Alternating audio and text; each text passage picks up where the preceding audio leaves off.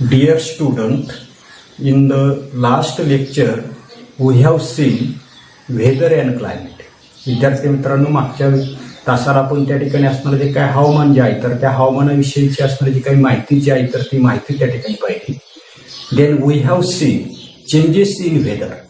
त्याच्यानंतर असणारे जे काही तापमान जे आहे तर ते आपलं हवामान जे आहे तर त्या हवामानामध्ये कशा पद्धतीने त्या ठिकाणी फेवरेबल आणि अनफेवरेबल अशा प्रकारचे बदल त्या ठिकाणी होतात. याच्यामुळे कोणकोणत्या त्या ठिकाणी समस्या त्या ठिकाणी निर्माण होताना दिसतात आणि या समस्या कमी करण्यासाठी काय काय करता येईल याच्याविषयीची असणारी काही माहिती जी आहे तर ती माहिती आपण त्या ठिकाणी मागच्या तासाला त्या ठिकाणी पाहिली. पण आता याच्यानंतर पुढे आपल्याला दिलेले की थिंक अँड डिस्कस, विचार आपल्याला त्या ठिकाणी करायचा आहे. काय प्रश्न आहे की human progress is related to the conductive climate and geography. की मानवाची असणारी जी काही प्रोग्रेस प्रगती जी आहे तर ती प्रगती कशावर अवलंबून आहे की क्लायमेट हवामान आणि भौगोलिक असणारी जी काही अनुकूलता जी आहे तर त्या अनुकूलतेशी निगडीत असते. याच्यावर आपल्याला त्या ठिकाणी चर्चा जी आहे तर ती चर्चा त्या ठिकाणी करायची. If the climate condition are suitable to the agriculture practice then the production of the crop is better. मागे आपण मागच्या तासाला त्या ठिकाणी पाहिले की हवामानाची असणारी जी काही स्थिती जी आहे तर ती स्थिती जर त्या ठिकाणी चांगली असेल म्हणजे चांगल्या मोठ्या प्रमाणामध्ये पाऊस जो आहे तर तो पाऊस त्या ठिकाणी पडलेला जर असेल तर अशा वेळेला शेतीमधून आपल्याला अन्नधान्याचं चांगलं उत्पादन जे आहे तर ते चांगलं उत्पादन त्या ठिकाणी मिळताना दिसतं. Farmer can keep the cattle. हवामानाची कंडिशन जर चांगली असेल पाऊस जर चांगला त्या ठिकाणी जर असेल तर शेतकरी जे आहे तर ते शेतकरी त्या ठिकाणी जनावरं जे आहेत तर ती जनावरं त्या ठिकाणी पाळताना दिसतात. If there is favourable geographical condition then even the industries revolution take place.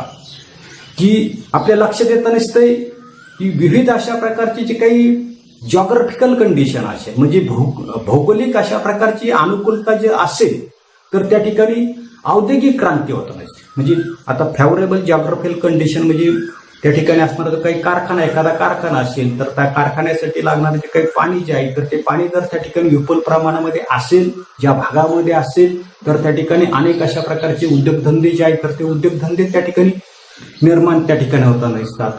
Only with the complementary nature human needs are satisfied. आणि याच्या काही निसर्गाचे असणारे जे काही घटक जे आहेत तर ते घटक जर त्या ठिकाणी चांगले जर त्या ठिकाणी जर असतील तर मानवाच्या असणाऱ्या ज्या काही मूलभूत अशा प्रकारच्या असणाऱ्या ज्या काही गरजा ज्या आहेत तर त्या गरजा त्या ठिकाणी भागवल्या जातात. आणि therefore it is always observe that the human progress is related to the conductive climate and the geography. म्हणून त्या ठिकाणी मानवाची असणारी जी काही प्रगती ती हवामान आणि भौगोलिक अनुकूलता जी आहे तर त्या भौगोलिक अनुकूलतेशी त्या ठिकाणी निगडीत असते. येते याच्यानंतर पुढे सेकंड क्वेश्चन आपल्याला दिलेले की human being have design a time schedule for their life based upon the centuries of the climate experience. काय सांगितले की शतकानुशतकांच्या हवामानाच्या अनुभवाच्या आधारे मानवानं आपल्या जीवनाचं वेळापत्रक जे आहे तर ते वेळापत्रक त्या ठिकाणी आखले. आता काय काय सांगता येईल. The regular and natural events occurring in the nature are cycles of the seasons.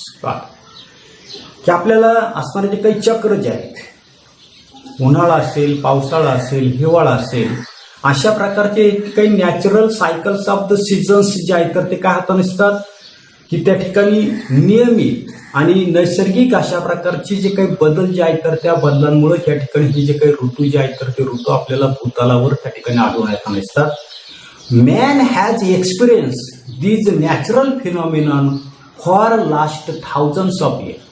आणि हे जे काही असणारे जे काही चक्र जे आहे तर त्या चक्राचा किंवा ही काही घटना ज्या आहे तर त्या घटनेचा मानव जो आहे तर त्या मानवानं शतकानुशतके त्या ठिकाणी काय केलेलं आहे अनुभव जो आहे तर तो अनुभव त्या ठिकाणी घेतलेला आहे.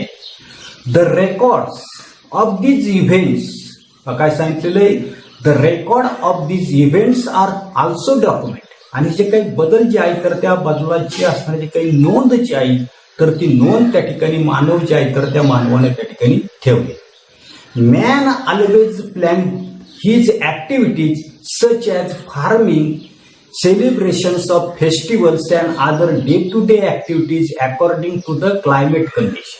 आणि मानव जे आहे तर त्या मानवानं अशा प्रकारचं त्याचं असणारं जे काही दैनंदिन अशा प्रकारचं असणारं जे काही ऍक्टिव्हिटीज आहेत किंवा कृती ज्या आहेत, उदाहरणार्थ त्या ठिकाणी शेती करणं, विविध अशा प्रकारचे सण जे आहेत तर ते सण कोणत्या ऋतूमध्ये कोणते सण त्या ठिकाणी साजरे करायचे किंवा दैनंदिन अशा प्रकारचे असणारे जे काही कृती जी आहे तर ती कृती हवामानाचा असणारा काय अंदाज जो आहे, परिस्थिती जी आहे तर त्या परिस्थितीनुसार त्या ठिकाणी ते ठरवलेलं आहे.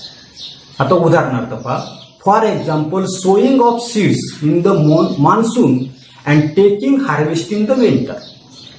सर्वसाधारणपणे आपण पेरणी जी आहे तर ती पेरणी कशामध्ये करतो, कधी कोणत्या ऋतूमध्ये करतो, मान्सून ऋतूमध्ये करतो. आणि त्याची असणारी जी काही कापणी जी आहे तर ती कापणी कशामध्ये कधी करतो, हिवाळ्यामध्ये त्या ठिकाणी करताना दिसतो. The entire timetable of the farming operation is totally dependent on the climatic pattern. ज्या ठिकाणी आपल्या लक्षात येतं असतंय की शेतीमध्ये चालणाऱ्या ज्या काही प्रक्रिया ज्या आहेत तर त्या प्रक्रिया पूर्णपणे त्या ठिकाणी आपल्या लक्षात येतं असतंय की वातावरण जे आहे तर त्या वातावरणावर त्या ठिकाणी अवलंबून असतात. Even different festivals in India are celebrated according to the agriculture practice.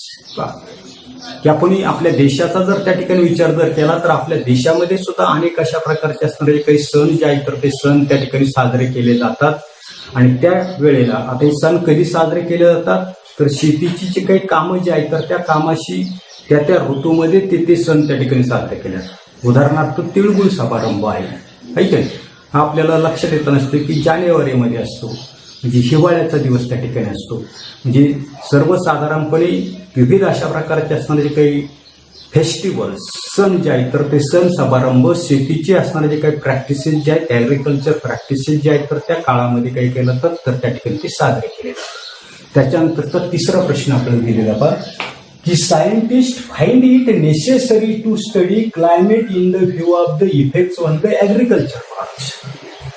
हवामानाचा शेतीच्या उत्पादनावर होणारा काही परिणाम लक्षात घेता हवामानाचा अभ्यास करणं शास्त्रज्ञांना त्या ठिकाणी ते आवश्यक वाटतं. आता का आवश्यक वाटलेले तर due to global warming the changes in the climate pattern is increasing visible. जागतिक तापमान वाढ झाली आणि या जागतिक तापमान वाढीमुळे काय झालेलं आहे की सर्वसाधारणपणे या ठिकाणी हवामान जे आहे तर त्या हवामानामध्ये सुद्धा बदल त्या ठिकाणी झाला. पावसाळ्याच्या दिवसामध्ये पाऊस पडण्याच्या ऐवजी इतर ऋतू जे आहेत तर त्या इतर ऋतूंमध्ये सुद्धा त्या ठिकाणी पाऊस जो आहे तर तो पाऊस त्या ठिकाणी पडता नसतो. का पडता नसतो तर त्या ठिकाणी जागतिक अशा प्रकारच्या तापमान वाढीमुळे त्या ठिकाणी तो पडता नसतो. The regularity of the monsoon is affected. आपल्या लक्षात येतं नसते की पावसाळ्याच्या दिवसामध्ये पाऊस पडण्याची जी काही स्थिती जी आहे तर तो कधीही त्या ठिकाणी पडता नसतो. सुरुवातीला त्या ठिकाणी आत्ताची कंडिशन जर आपण जर पाहिली तर त्या ठिकाणी लेट पाऊस त्या ठिकाणी म्हणजे 4 महिन्यामध्ये पाऊस जो आहे तर तो पाऊस त्या ठिकाणी पडायला पाहिजे तर तो त्या ठिकाणी पडत नाही. म्हणजे या ठिकाणी जे काही वातावरण जे आहे हवामान जे आहे तर त्या हवामानाचा त्या ठिकाणी तो असणारा काही मान्सून जे आहे तर त्या मान्सूनवर त्या ठिकाणी परिणाम होता नाही. There is that due to the lack of the enough rainfall. आणि कमी प्रमाणामध्ये जर पाऊस जर त्या ठिकाणी जर पडला तर दुष्काळ सदृश्य अशा प्रकारची असणारी काही परिस्थिती जी आहे तर ती परिस्थिती त्या ठिकाणी निर्माण होताना दिसते. All such irregularities have resulted in to lesser crop production. आणि अशा प्रकारचा कमी पाऊस जर झाला तर असणारे जे काय अन्नधान्य जे आहे तर ते अन्नधान्याचं असणारे जे काही उत्पादन जे आहे तर ते उत्पादन काय होतं आणि ते कमी त्या ठिकाणी होतं. The agriculture scientists are performing research to breed the crop that can be climate resilient. आणि म्हणून शास्त्रज्ञ जे आहेत तर ते शास्त्रज्ञ काय करताना दिसतात. आता ॲग्रिकल्चर सायंटिस्ट म्हणजे कृषी तज्ज्ञ जे आहेत तर ते कृषी तज्ज्ञ आपण त्या ठिकाणी म्हणू.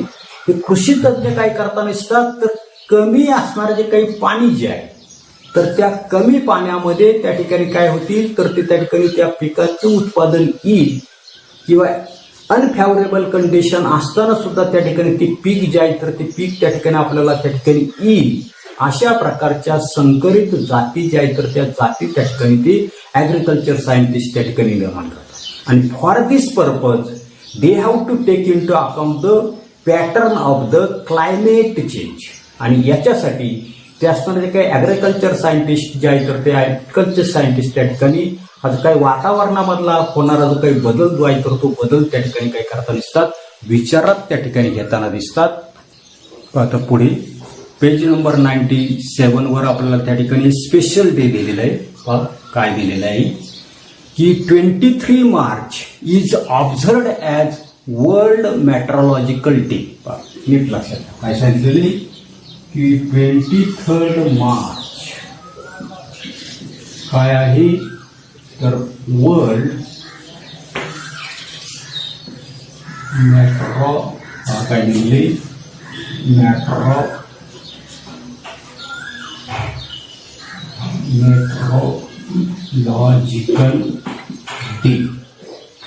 मेट्रोलॉजिकल डे की 23 मार्च हा काय सांगितलं आपल्याला जागतिक हवामानशास्त्र दिन म्हणून त्या ठिकाणी तो काय केला तो सेलिब्रेट त्या ठिकाणी केला किंवा ऑब्झर्व त्या ठिकाणी केला. Collect information about the meteorology and prepare chart to create awareness about it. काय सांगितलेलं आहे की हवामानासंदर्भात त्या ठिकाणी माहिती घेऊन त्या आधारे आपल्याला जाणीव जागृती करण्यासाठी तक्ते जे आहेत तर ते तक्ते त्या ठिकाणी तयार करायचे. त्याच्यानंतर पुढचं आपल्याला पाहिजे importance of weather in the living world. म्हणजे हवामानाचं सजीव सृष्टीमधलं असणारे काही महत्व जे आहे तर ते महत्व आपल्याला त्या ठिकाणी पाहिजे. तर पहिलं दिलेले daily weather as also long term climate condition influence human lifestyle directly और इनडायरेक्टली.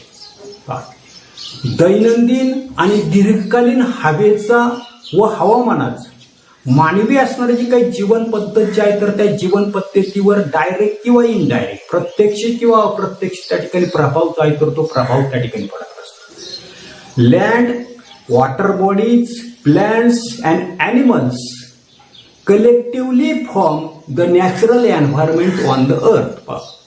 काय सांगितलेले की भूपृष्ठ असेल जमीन असेल त्याच्यानंतर पुढे आपल्याला सांगितलेले की सर्वसाधारणपणे वॉटर बॉडी ज्याला आपण त्या ठिकाणी जलाशय त्या ठिकाणी म्हणताना दिसतो. त्याच्यानंतर प्लॅन्ट्स अँड ॲनिमल्स वनस्पती असतील प्राणी असतील या सर्वांची मिळून नैसर्गिक अशा प्रकारचं पर्यावरण त्या ठिकाणी काय होताना दिसते पृथ्वी जी आहे तर त्या पृथ्वीवर त्या ठिकाणी तयार होताना दिसते. This environment is responsible for the development of the organism. आणि या सर्वांवर त्या ठिकाणी किंवा हे जे काही पर्यावरण जे आहे तर ते पर्यावरण सजीवाच्या विकासासाठी त्या ठिकाणी ते कारणीभूत असतं. दुसरं आपल्याला त्या ठिकाणी सांगितले पहा the climate of a particular region helps to determine the diet clothing housing occupation and lifestyle of the people of that region. की एखादा प्रदेश जो आहे तर त्या प्रदेशातील लोकांचा असणारा तो काही आहार उदाहरणार्थ केरळ राज्य आहे ठीक आहे समुद्र किनारी त्या ठिकाणी आहे. या ठिकाणी पावसाचं प्रमाण त्या ठिकाणी जास्त आहे. इथे शेती जी आहे तर ती भात शेती त्या ठिकाणी केली आहे आणि म्हणून त्यांचा जो काही आहार जो आहे तर त्या आहारामध्ये असणारे जे काही भात असेल मासे असेल यांचा असणारं जे काही प्रमाण जे आहे तर ते प्रमाण त्या ठिकाणी जास्त आहे.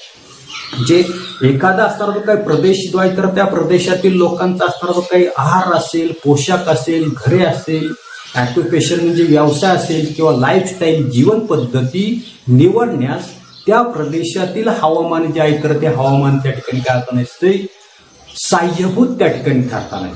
फॉर एक्झाम्पल पहा the characteristics lifestyle of the Kashmiri and the Rajasthani people. पहा काश्मीरच्या लोकांचा त्या ठिकाणी तुम्ही पोशाख पाहिला तर त्या ठिकाणी उबदार अशा प्रकारचे असणारे काही कपडे जे आहेत तर ते कपडे त्या ठिकाणी वापरताना दिसतात. राजस्थानचे असणारे काही लोक जे आहेत आपल्याला माहिती तर त्या ठिकाणी तापमान त्या ठिकाणी जास्त प्रमाणामध्ये असते वाळवंटी त्या ठिकाणी भूभाग आहेत. म्हणजे काश्मीरी आणि राजस्थानी लोकांचं वैशिष्ट्यपूर्ण त्या ठिकाणी राहणीमान त्या ठिकाणी कारण त्या ठिकाणचं असणारं जे काही हवामान जे आहे तर त्या हवामानाच्या नुसार त्यांचं राहणीमान जे आहे तर ते राहणीमान त्या ठिकाणी असतं. तिसरं आपल्याला सांगता येईल पहा की salinity of marine water formation of oceanic current, water cycle etcetera are all related to the various weather and the climate factor. ही सागर जल जे आहे तर त्या सागर जलाची शाखा त्याला म्हटलेलं आहे सलायनिटी ऑफ द मराईन वॉटर. दुसरं आपल्याला सांगितलंय सागर प्रवाहांची निर्मिती, त्यालाच आपण त्या ठिकाणी म्हटलेले फॉर्मेशन ऑफ ओशनिक करंट. त्याच्यानंतर जलचक्र निर्मिती, वॉटर सायकल. या सर्व बाबी ज्या आहेत तर त्या हवामानाच्या विविध असणारे जे काही घटक जे आहेत तर त्या घटकांशी त्या ठिकाणी संबंधित त्या ठिकाणी. फोर्थ आपल्याला दिलेले पहा की various climatic factors bring about the weathers of the rocks in the earth crust. भूपृष्ठावर किंवा भूपृष्ठाच्या आच्छादित अशा प्रकारचे जे काही खडक जे आहेत आपल्याला लक्षात येतं नसते की पृथ्वीवर अनेक प्रकारचे त्या ठिकाणी खडक. या खडकांना ती भूपृथ्वीची आहे तर ती आच्छादित त्या ठिकाणी. या खडकांचं असणारं जे काही वेदरिंग ऑफ द रॉक म्हणजे खडकांचं असणारं जे काही विदर, भूगोलामध्ये तुम्ही त्या ठिकाणी पाहिले असेल विदर्णाचं असणारं जे काही कार्य जे आहे तर ते कार्य हवामानातील जे काही विविध घटक जे आहेत तर ते विविध घटक त्या ठिकाणी करतात. त्याच्यानंतर पाचवं आपल्याला सांगितलंय climate plays a very important role in the formation and enrichment of the soil. ही मातीची असणारी जी काही निर्मिती असेल आणि विकासामध्ये हवामान जो आहे तर त्या हवामानाचं अनन्यसाधारण अशा प्रकारचं महत्व त्या ठिकाणी आहे. सहावं आपल्याला सांगितलंय की microwave in the soil play an important role in the formation of organic material. मातीमध्ये असणारे जे काही जीवाणू जे आहे आपण त्या ठिकाणी याच्याविषयीची माहिती त्या ठिकाणी पाहिली. बरोबर, 8वं प्रकरण जे आहे तर त्या 8व्या प्रकरणामध्ये आपण पाहिले की अनेक अशा प्रकारचे हार्मफुल आणि युजफुल अशा प्रकारचे बॅक्टेरिया त्या ठिकाणी पाहिजे. इथे काय सांगितले पहा मातीमध्ये असणारे जे काही जीवाणू जे आहेत बॅक्टेरिया जे आहेत तर ते बॅक्टेरिया काय करत असतात सेंद्रिय असणारे जे काही द्रव्य जे आहे तर त्या द्रव्याच्या निर्मितीमध्ये महत्वाचा त्यांचा असणारा जो काही वाटा जो आहे तर तो वाटा त्या ठिकाणी. This process depends upon the various climate factor. आणि या ठिकाणी ही जी काही प्रक्रिया जी आहे प्रक्रिया म्हणजे मातीमध्ये असणारे जे काही जीवाणू जे आहेत तर ते जीवाणू सेंद्रिय द्रव्यांच्या निर्मितीमध्ये महत्वाचा त्यांचा असणारा जो काही वाटा असतो. ही जी काही प्रक्रिया जी आहे तर ती प्रक्रिया हवामानातील विविध अशा प्रकारचे असणारे जे काही घटक जे आहेत तर त्या घटकांवर त्या ठिकाणी ते अवलंबून असते.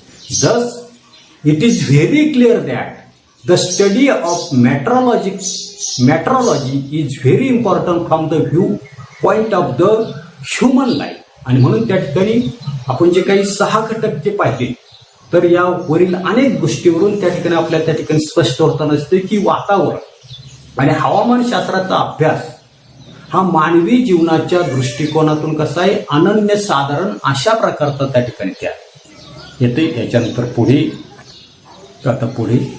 की while asserting the climate of a particular region a review of earlier studies of the various aspects of climate is very important. की एखाद्या ठिकाणचं हवामान ठरवित असताना पूर्वी अभ्यासलेले जे काही हवामानाचे जे काही विविध अशा प्रकारचे जे काही अंग जे आहेत तर त्या अंगांचा त्या ठिकाणी अभ्यास जो आहे तर तो अभ्यास त्या ठिकाणी करावा. Most countries in the world have establish metrology department for making and recording such observation. आणि म्हणून हे जे काय असणारे जे काही एखाद्या ठिकाणाचं असणारे जे काही हवामान जे आहे तर ते हवामान ठरवत असताना पूर्वी अभ्यासलेले जे काही हवामानाचे विविध जे काही अंग जे आहेत तर त्यांचा त्या ठिकाणी अभ्यास करावा लागतो. आणि त्याचं निरीक्षण करून नोंद ठेवण्यासाठी जगामधले असणारे जे काही बहुतेक देश जे आहेत तर त्या बहुतेक देशांनी हवामान खातं जे आहे ज्याला आपण त्या ठिकाणी काय म्हटलेलं आहे तर त्या ठिकाणी मेट्रोलॉजिकल डिपार्टमेंट हवामानशास्त्र जे आहे किंवा हवामान खातं जे आहे तर त्या हवामान खात्याची स्थापना जी आहे तर ती स्थापना त्या ठिकाणी केली. These departments have observatories which are equipped with modern science instrument and technology. आणि हे जे काही वेधशाळा जे आहे उदाहरणार्थ या ठिकाणी पुणे जे आहे शिवाजीनगरला तुम्ही जर कधी जर गेला तर त्या ठिकाणी एसटी स्टँड जुनं एसटी स्टँड जे आहे तर त्याच्या जवळच त्या ठिकाणी आपल्याला असणारे जे काही वेधशाळा जे आहेत त्याला म्हटलेले ऑब्झर्वेटर वेधशाळा ज्या आहेत तर त्या वेधशाळा त्या ठिकाणी म्हटलं जातं. आणि या ज्या काही वेधशाळा ज्या आहेत तर त्या वेधशाळा आधुनिक यंत्रसामुग्री आणि उपकरणं जे आहेत तर त्या उपकरणांनी त्या ठिकाणी सुसज्ज त्या ठिकाणी. If present climatic condition are analyzed with reference to the past climatic condition, we can predict climate change of the future. की वर्तमान काळामधील असणारे जे काय हवामान स्थितीचं म्हणजे चालू आणि मागील गतकालीन हवामानाच्या संदर्भातलं जर काही अनालिसिस केलं, विश्लेषण जर आपण केलं, तर भविष्यकालीन बदल जे आहे तर त्या बदलांचा अंदाज जो आहे तर तो अंदाज त्या ठिकाणी करता येतो. However, as climate is the net result of the complex mixture of the various atmospheric factors, forecasting it is very complicated and difficult. पण हवामान म्हणजे वातावरणाचे जे काही विविध अशा प्रकारचे जे काही घटक जे आहेत तर त्या घटकांचं संमिश्र अशा प्रकारचं स्वरूप असल्यामुळं त्याच्याबाबत हवामानाचा अंदाज करणं त्या ठिकाणी फार गुंतागुंतीचं असतं, कॉम्प्लिकेटेड त्या ठिकाणी असतं. Forecasting is easy for a place where climate changes are slow and of limited nature. ज्या ठिकाणी हवामानामध्ये होणारे जे काही बदल जे आहेत तर ते बदल त्या ठिकाणी गुंतागुंतीचे आणि परस्परावलंबी त्या ठिकाणी असतील, तर ते शीघ्र गतीने जर घडत असतील तरच त्या ठिकाणी बदलांचा अंदाज करणं त्या ठिकाणी कठीण त्या ठिकाणी असतं. काय सांगितले पुन्हा एकदा पहा की forecasting is easy for the place where climate change are slow and are limited. म्हणजे ज्या ठिकाणी हवामानामध्ये त्या ठिकाणी काय होता नसतात की असणारे जे काही बदल जे आहेत तर ते बदल त्या ठिकाणी हळुवारपणे त्या ठिकाणी घडताना दिसतात, तर या ठिकाणचा हवामानाचा अंदाज करणं सोपं असतं. याच्या उलट आपल्याला सांगितले की ज्या ठिकाणी होणारे जे काही बदल जे आहेत तर ते बदल कसे असतील, परस्परावलंबी त्या ठिकाणी असतील आणि शीघ्र गतीने जर त्या ठिकाणी करत असतील तर अशा बदलांचा अंदाज करणं त्या ठिकाणी कठीण असतं. इथे एवढाच असणारा जो काही भाग जो आहे तर तो भाग आपण या तासाला पाहणार आहोत. पुढील भाग पुढील तासाला पाहू. धन्यवाद.